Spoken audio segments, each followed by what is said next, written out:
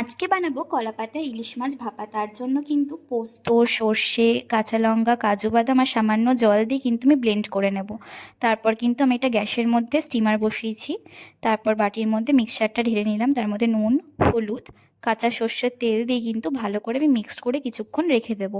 কেটে রাখা মাছগুলো কিন্তু আমি মিক্সচারের মধ্যে দিয়ে দিলাম, দিয়ে ভালো করে মেখে নেব। তারপর কিন্তু আমি কাঁচা কলা পাতার মধ্যে মাছটা বসিয়ে দিলাম কাঁচা লঙ্কা সর্ষের তেল দিয়ে। তারপর কিন্তু দুপাশ থেকে ভালো করে আমি মুড়ে নেব। দুপাশ থেকে মোড়া হয়ে গেলে নিচের দিক থেকে আর উপর দিক থেকেও কিন্তু আমি মুড়ে নিলাম। মোড়ার পর আমি একটা সুতোর সাহায্যে কিন্তু চারিপাশটা ভালো করে বেঁধে নেব, যাতে মাছটা না বেরিয়ে যায়।